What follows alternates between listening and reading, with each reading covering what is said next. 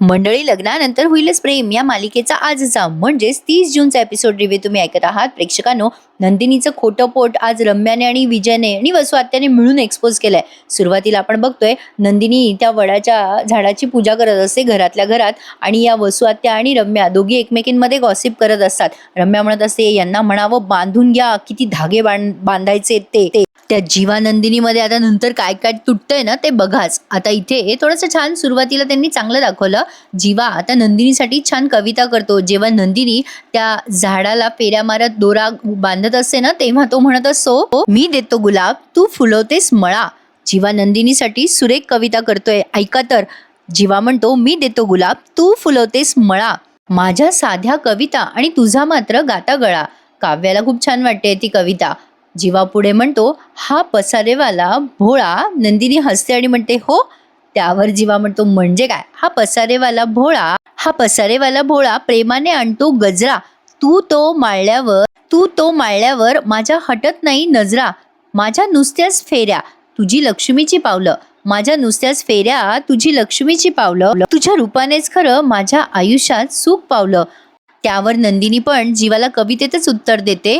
ती म्हणते, उगाच सगळ्यांना वाटतं तुम्हाला आहे माझा धाक, की तुम्हाला वाटतो माझा धाक. तुम्ही श्वास घेता मला ऐकू येते हाक.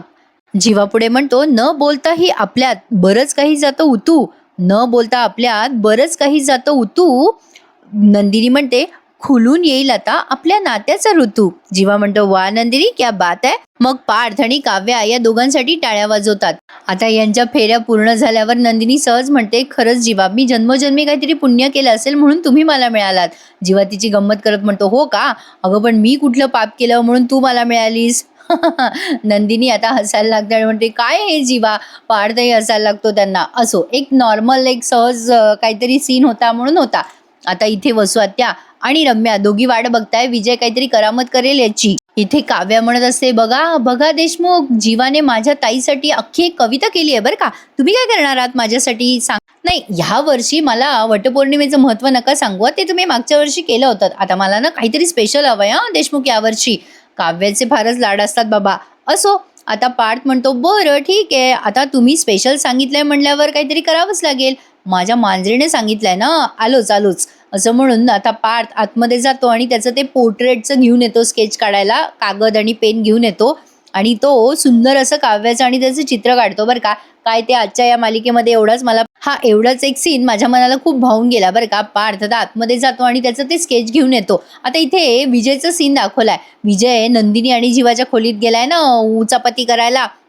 तिथे त्या जीवाचा मोबाईल वाजतो बरं का आणि विजय गडबडून जातो. विजय जीवाचा मोबाईल हातात घेतो बरं का. तेवढ्यात जीवाला खाली आवाज ऐकू येतो. नंदिनी म्हणते, जीवा तुमचा फोन वाजला, बघा बरं, जा बरं. जीवा म्हणतो, बरं आणतो चाललो मी. आता एकदम ते ढंगची करून हा सीन रंगवला बरं का. विजयला टेन्शन येतं, अरे बापरे, जीवा आला आता, कारण तो त्यांच्याच खोलीत असतो ना. आता विजय तो मोबाईल सायलेंटवर करतो बरं का. पण तेवढ्यात पार्थ येतो तिथे आणि पार्थ म्हणतो, अहो हे काय आणलं तुम्ही? आता जीवाला एक्साइटमेंट वाटते की नेमकं त्याचा भाऊ त्याच्या बायकोसाठी काय करणार आहे म्हणून तो पुन्हा खाली येतो. पार्थ म्हणत असतो काव्याला, तुमच्या 7 फेऱ्या होईपर्यंत ना मी तुमचं चित्र काढतो. जीवाला वाटतं जाऊ द्या, नंतर बघू कोणाचा फोन आहे, म्हणून तो पुन्हा खाली येतो आणि विजय वाचतो. पकडला जात नाही असं म्हणायला हरकत नाहीये. विजय आता या जीवाचा फोन सायलेंटवर करून टाकतो बरं का, पुन्हा वाजू नये म्हणून. जीवा आता पार्थ आणि काव्याच्या दिशेने येतो आणि काव्या म्हणत असते पार्थला, काय हे, तुम्ही स्केच आर्टिस्ट नाही आहात, तुम्ही आर्किटेक्ट आहात ना, आणि तुम्ही काय असं माझ्या फेऱ्या पूर्ण होईपर्यंत स्केच काढणार आहात का?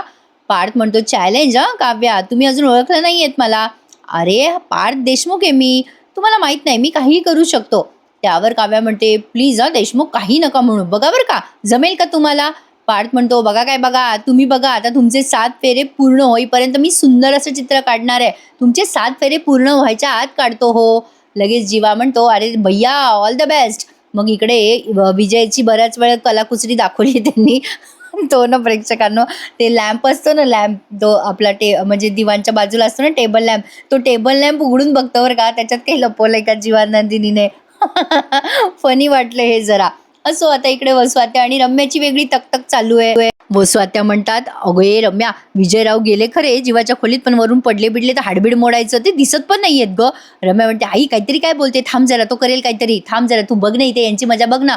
इकडे आता काव्या तिची पूजा सुरू करते वटपौर्णिमेची आणि तिथे पार्थ तिचं चित्र काढत असतो. ते बघून रम्याला फार कसं तरी होत असतं आणि बॅकग्राऊंडला लग्नानंतर होईलच प्रेम हे गाणं वाजत असतं. जेव्हा काव्या पूजा करत असते ना तेव्हा आता खूप वेळ काव्याच्या फेऱ्या त्यांनी दाखवल्यात आणि पार्थचं ते स्केच काढणं दाखवलंय. मी म्हटलं ना मगाशी प्रेक्षकांनो, आज काय नाही ते आजच्या एपिसोडमध्ये फक्त आणि फक्त पार्थचं स्केच काढणं एवढाच काय तो सीन मस्त वाटलाय बघायला.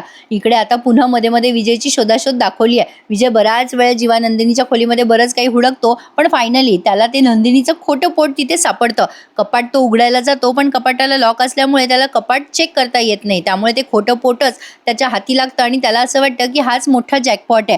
पण डोंट वरी प्रेक्षकांनो, जीवा आणि नंदिनी ही बाजी मारून देतात. पण तरी सुद्धा रम्या एक वेगळाच गेम खेळते. त्यासाठी बघत राहा लग्नानंतर होईलच प्रेम. आता या विजयने ते खोटं पोट हाती लागल्यानंतर रम्याला कॉल केलाय. रम्या आता विजयशी फोनवर बोलते बरं का घरातल्या घरात. रम्या म्हणत असते, हॅलो, हा विजय सापडली का रे फाईल? वसू आता तेवढ्यात म्हणतात, हे रम्या फोन स्पीकरवर ठेव ना.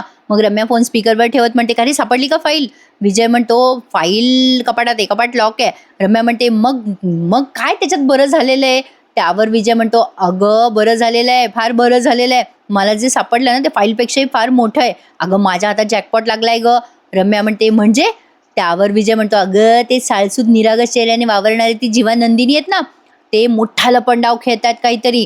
आणि रम्या तिकडनं म्हणते, माहितीये काय लपवत आहे ते शोधतोय ना आपण. ए विजय, काय सापडलं ते सांग. विजय म्हणतो, मला जीवा नंदिनीच्या खोलीमध्ये खोटं पोट सापडलंय. हे ऐकल्यानंतर रम्याला आश्चर्य वाटतंय. रम्या म्हणते, बापरे, खोटं पोट नंदिनीच्या खोलीमध्ये? वसू आत्या म्हणतात, ऐगो बायगो बापरे, असे त्यांचे बरेच आश्चर्यकारक हावभाव आपल्याला इथे दाखवलेत. मग रम्या खुश होते आणि म्हणते, विजय तुला खरंच जॅकपॉट लागलाय. वसू आत्या रम्याला म्हणत असत, हळू बोल रम्या. रम्या म्हणते, आई हे खूप मोठं कांड आहे बरं का, हे वाजत गाजत सगळ्यांसमोर आपण उघडं करूया.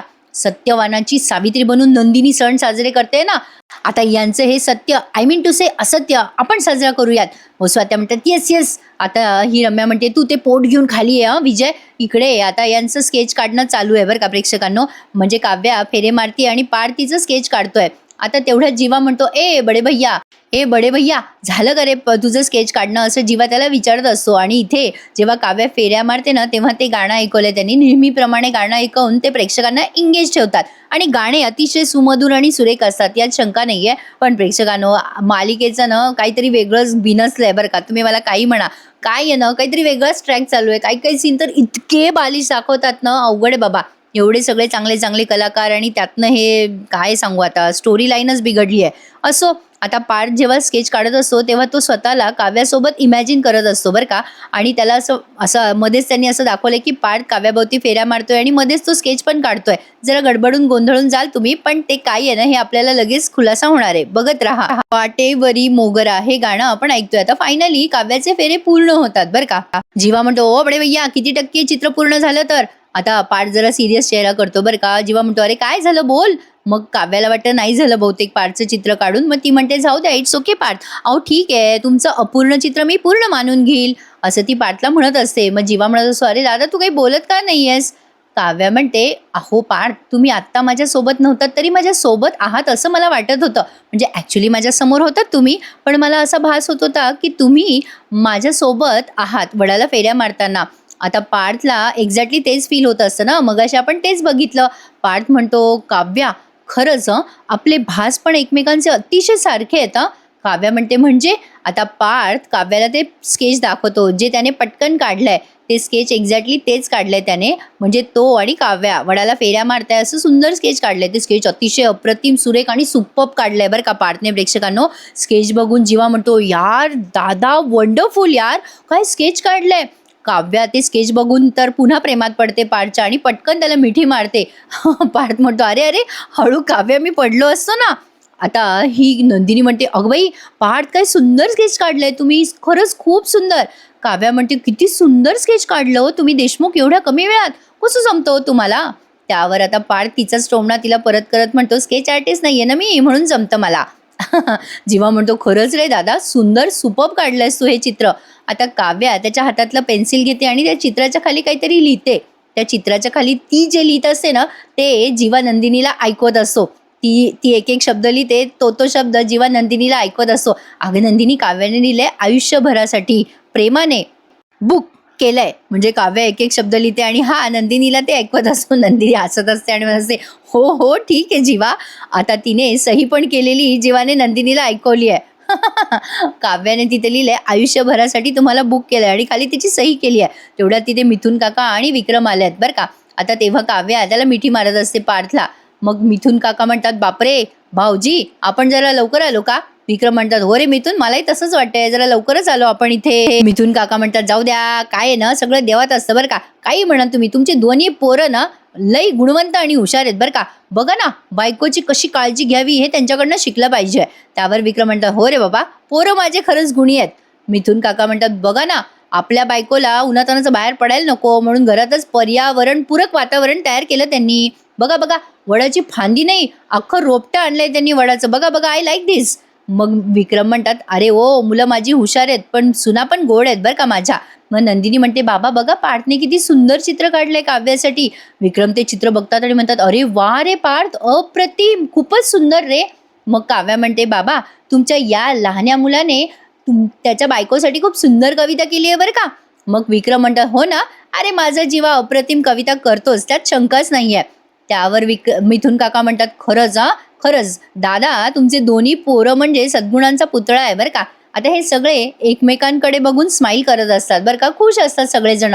मग तेवढ्यात रम्या येते आणि मिठाचा तुकडा टाकतेच. रम्या म्हणते, "पोरं तर कोणी आहेत रे मामा तुझी, पण सुनांचं काय? सुना आहेत का तुझ्या सद्गुणी?" असं रम्या बोलते आणि तिथे एंट्री करते. आता सगळेजण डांगची डंगची करून रम्याकडे बघायला लागतात. म्हणजे नेहमीप्रमाणे ते म्युझिक मागून लावलंय, ऐकवलंय आपल्याला. रम्या तिथे या सगळ्यांसमोर येते आणि म्हणते, "देशमुखांच्या सुना कशा आहेत बरं? खास करून ही धाकटी सून नंदिनी खूपच आदर्श आहे ना ही नंदिनी." वसू आत्या म्हणतात, "आता कळणारच आहे ही नंदिनी आदर्श आहे की नाही म्हणून." मग लगेच विक्रम म्हणतात, "काय काय काय चाललंय काय तुमचं? आणखीन काय करणार आता आता तुम्ही दोघी मिळून?" रम्या म्हणते, "काही नाही रे मामा, फक्त जीवा आणि नंदिनीच्या आयुष्यातलं लपंडाव उघडकीस करायला आम्ही इथे आलोय." आता नंदिनी घाबरते बरं का खूप आणि जीवाचा हात घट्ट धरून ठेवते. तिच्या थोडं थोडं लक्षात येतं की यांना काही कळलं की काय, आपण प्रेग्नंट नाही आहोत म्हणून. वसू आत्या आणि रम्या बघत असतात खूप नंदिनीकडे रोखून आणि मग रम्या विजयला आवाज देते, "विजय." आणि हा जीवा नंदिनीच्या खोलीतून बाहेर पडतो विजय आणि ते खोटं पोट मागे लपवत लपवत तो आणत असतो. आता त्याचं खाली पायऱ्या उतरवणं दाखवलंय, जीवा नंदिनीचं घाबरवणं दाखवलंय, बऱ्याच वेळा हा सीन रंगवलाय. रम्या विजयला म्हणते, "विजय दाखव, काय आहे तुझ्या हातात?" मग विजय सगळ्यांना दाखवतो आणि म्हणतो, "हे खोटं पोट मला नंदिनीच्या खोलीत सापडलंय." नंदिनी जीवा आता खूप घाबरतात बरं का, पण काव्या म्हणते, "हे काय आहे ताई? अगं हे काय आहे सगळं?" नंदिनी पण घाबरते. जीवा आणि नंदिनी उत्तर देत नसतात. त्यावर रम्या म्हणते, "अगो काय गो काव्या, विचार ना तुझ्या बहिणीला हे काय येते. नंदिनी खरंच प्रेग्नंट आहे, तर हे खोटं पोट तिच्या खोलीत काय करत होतं?" आता रम्याने हा प्रश्न विचारल्यानंतर जीवा नंदिनी खूप घाबरलेले दाखवतात बरं का प्रेक्षकांनो. आता सगळ्यांनाच, विक्रमला, काव्याला, पार्थला प्रश्न पडलाय की हा काय गोंधळ आहे आणि आजच्या या गोंधळावरच त्यांनी हा एपिसोड संपवून टाकला. पण पुढच्या भागात आपण बघतोय की रम्या आता विचारते या सगळ्यांना, म्हणजे जीवा आणि नंदिनीला, "काय रे जीवा, हे खोटं पोट जर तुझं असेल तर नंदिनीचं काय? ती खरंच प्रेग्नंट आहे की नाही हे बघायला मी आता तिच्या पोटाला हात लावून बघणार आहे." दिस इज टू मच प्रेक्षकांनो. मगाशी म्हटलं त्याचप्रमाणे किती बालिश वाटतं बघा ना. रम्या आता सगळ्यांसमोर नंदिनीच्या पोटाला हात लावून बघणार आहे. आता ही काय डॉक्टर आहे का? हिला कळणार आहे का पोटाला हात लावून ही प्रेग्नंट आहे की नाही म्हणून? काही आपलं काही पण दाखवतायत आता. दिस इज टू मच. लहान मुलांनाही हसू फुटेल असा सीन आहे प्रेक्षकांनो. काय बोलू आता. असो, पण तुम्हाला काय वाटतं?